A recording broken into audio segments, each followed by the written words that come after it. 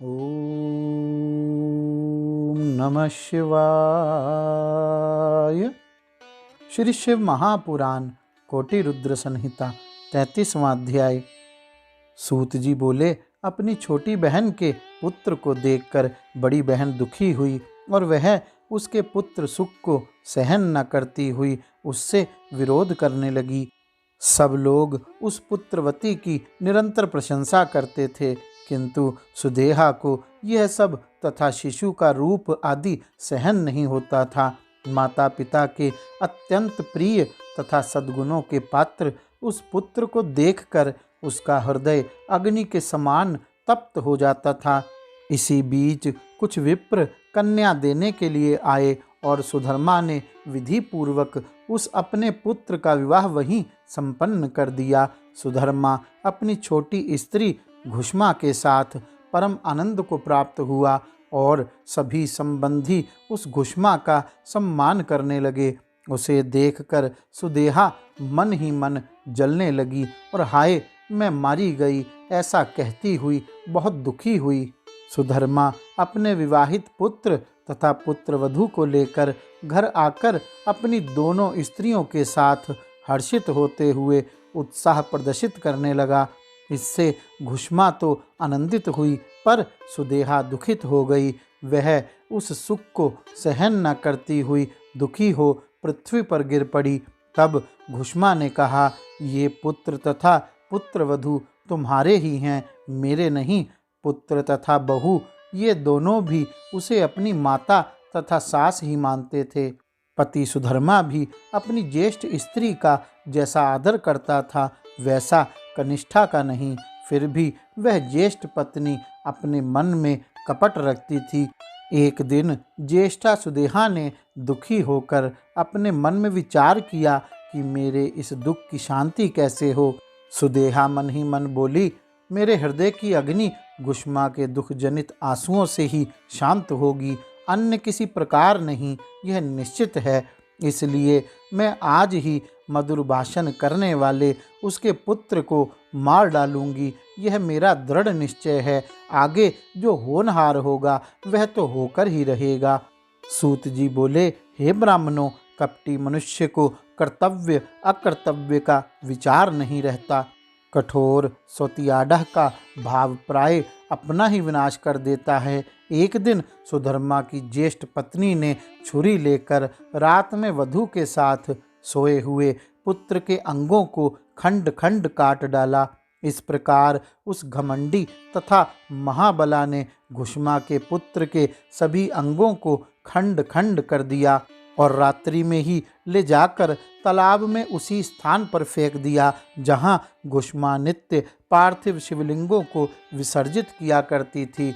इस प्रकार वहां पर फेंककर लौट आई और सुखपूर्वक सो गई। प्रातःकाल होने पर घुष्मा नित्य कर्म करने लगी तथा ज्येष्ठ सुधर्मा भी स्वयं नित्य कर्म संपादन करने लगा। इसी बीच ज्येष्ठा सुदेहा, जिसके हृदय की अग्नि शांत हो चुकी थी, अत्यंत आनंद युक्त होकर गृह कार्य करने लगी। प्रातःकाल होने पर उठ करके वह वधू खून से लथपथ तथा पति के शरीर के टुकड़े से युक्त शैया को देखकर बहुत दुखी हुई और उसने अपनी सास से कहा, आपके पुत्र कहाँ गए? शैया रुधिर से लथपथ है तथा वहाँ शरीर के टुकड़े टुकड़े दिखाई पड़ रहे हैं। हे शुचिव्रते, मैं तो मारी गई, किसने यह दुष्ट कर्म किया है? ऐसा कहकर उसकी पत्नी अत्यधिक विलाप करने लगी। तब ज्येष्ठा सुदेहा भी बाहर से दुख प्रकट करने लगी और भीतर से प्रसन्न हुई। वह दुखित होकर बोली, हाय मैं तो निश्चय ही मर गई। वह घुष्मा अपनी पुत्र वधू के दुख को सुनकर भी नित्य पार्थिव पूजन व्रत से विचलित नहीं हुई। उसका मन पुत्र शोक से थोड़ा भी उत्कंठित नहीं हुआ और उसका पति भी जब तक व्रत विधि समाप्त नहीं हुई तब तक वैसा ही रहा। पूजन के बाद मध्याह्न काल में उस भयानक शैया को देखकर भी उस घुष्मा ने कुछ भी दुख नहीं किया। जिन्होंने यह पुत्र दिया है वे ही रक्षा करेंगे। वे भक्तवत्सल, काल के भी काल और सज्जनों की रक्षा करने वाले कहे गए हैं। यदि हमारी रक्षा करने वाले एकमात्र प्रभु ईश्वर सदाशिव हैं तो चिंता की बात ही क्या है। वे ही माली के समान उन प्राणियों का संयोग कराते हैं और पुनः अलग भी कर देते हैं। इस समय मेरे चिंता करने से भी क्या होने वाला है। इस तत्व का विचार कर वह दुखी नहीं हुई और शिवजी का ध्यान कर धैर्य धारण किए रही। स्थिरचित होकर पूर्व की भांति पार्थिव शिवलिंगों को लेकर शिव के नामों का उच्चारण करती हुई वह सरोवर के तट पर गई। जब वहां पार्थिव लिंगों को डालकर वह लौटने लगी तब उसने सरोवर के तट पर खड़े अपने पुत्र को देखा। पुत्र बोला, हे माता, आओ मैं तुमसे मिलूंगा। मैं तो मर गया था, किंतु तुम्हारे पुण्य के प्रभाव से और शंकर जी की कृपा से अब मैं जीवित हो गया हूँ। सूत जी बोले, हे द्विजो, वह घुष्मा अपने उस पुत्र को जीवित देखकर भी वैसे ही अधिक प्रसन्न ना हुई जैसे कि उसके मरने पर दुखी ना थी, किंतु यथावत शिवजी के ध्यान में तत्पर रही। इसी समय वहाँ संतुष्ट हुए ज्योति स्वरूप सदाशिव शीघ्र प्रकट हो गए और उससे कहने लगे। शिवजी बोले, हे वरान्य, मैं प्रसन्न हूँ, तुम वर मांगो। उस दुष्ट ने इसे मारा था, अब मैं उसे अपने त्रिशूल से मारूंगा। सूत जी बोले, तब विनत हुई घुष्मा ने शिवजी को प्रणाम कर यह वर मांगा, हे नाथ, आप मेरी इस बहन सुदेहा की रक्षा कीजिए। शिवजी बोले, उसने तो अपकार किया है, फिर भी तुम उसका उपकार क्यों कर रही हो। दुष्ट कर्म करने वाली सुदेहा तो वध के योग्य है। घुष्मा बोली, हे प्रभु, आपके दर्शन मात्र से पाप नहीं रह जाता है, इसलिए आपका दर्शन करते ही उसके सभी पाप दूर हो गए। जो पुरुष अपकार करने वालों के प्रति उपकार करता है उसके दर्शन मात्र से ही पाप दूर भाग जाते हैं। हे देव, मैंने भगवान का ऐसा अद्भुत वाक्य सुना है, इसलिए हे सदाशिव, जिसने जैसा किया है वह वैसा करे। सूत जी बोले, उसके द्वारा इस प्रकार कहे जाने पर भक्तवत्सल कृपा सिंधु महेश्वर अतीव प्रसन्न हो गए और उन्होंने पुनः कहा।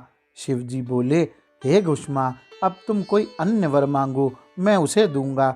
मैं तुम्हारी भक्ति से तथा निर्विकार स्वभाव से अत्यंत प्रसन्न हूँ, इसलिए तुम्हारा हित करना चाहता हूँ। सूत जी बोले, उनका वचन सुनकर उसने कहा, यदि आप मुझे वर देना ही चाहते हैं तो आप संसार की रक्षा के निमित्त मेरे नाम से यहीं पर स्थित हो जाइए। तब अत्यंत प्रसन्न हुए महेश्वर शिवजी बोले, हे घुष्मे, मैं तुम्हारे नाम से घुष्मेश्वर के रूप में प्रसिद्ध होकर यहाँ निवास करूँगा और सबको सुख प्रदान करूँगा। यहाँ पर मेरा घुष्मेश्वर नामक शुभ ज्योतिर्लिंग प्रसिद्ध होगा और यह सरोवर सदा सभी लिंगों का निवास स्थान होगा, इसलिए यह शिवालय नाम से तीनों लोकों में प्रसिद्ध होगा। यह सरोवर दर्शन मात्र से सदा सभी कामनाओं को पूर्ण करने वाला होगा।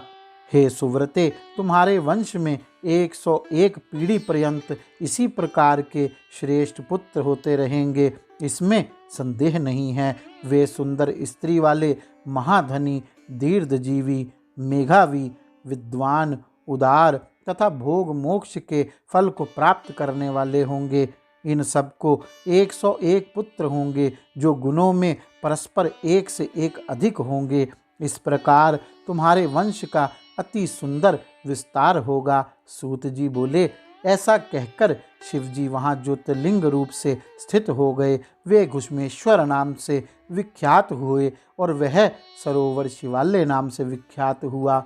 उस समय वहाँ पर आए हुए सुधर्मा, सुदेहा और घुष्मा ने बड़ी शीघ्रता से शिवजी की 101 बार परिक्रमा की। शिवजी की पूजा करके परस्पर मिलकर तथा अपने अंतःकरण का पाप दूर कर उन्होंने परम सुख प्राप्त किया। हे विप्रो, पुत्र को जीवित देखकर वह सुदेहा लज्जित हो गई और उसने उन दोनों से क्षमा मांगकर अपने पापों को दूर करने वाले व्रत का आचरण किया। हे मुनीश्वरों, इस प्रकार घुश्मेश्वर नामक यह लिंग उत्पन्न हुआ। उसका पूजन तथा दर्शन करने से सुख की सदा वृद्धि होती है। इस प्रकार मैंने आप लोगों से 12 ज्योतिर्लिंगों का वर्णन किया, जो सभी कामनाओं को पूर्ण करने वाले और भोग तथा मोक्ष देने वाले हैं। जो इन ज्योतिर्लिंगों की कथाओं को पढ़ता और सुनता है, वह सभी पापों से मुक्त हो जाता है और भोग तथा मोक्ष प्राप्त करता है। इस प्रकार श्री शिव महापुराण के अंतर्गत चतुर्थ कोटि रुद्र संहिता में घुश्मेश्वर ज्योतिर्लिंगोत्पत्ति महात्म्य वर्णन नामक 33वां अध्याय पूर्ण हुआ। गौरी शंकर भगवान की जय। ओम नमः शिवाय।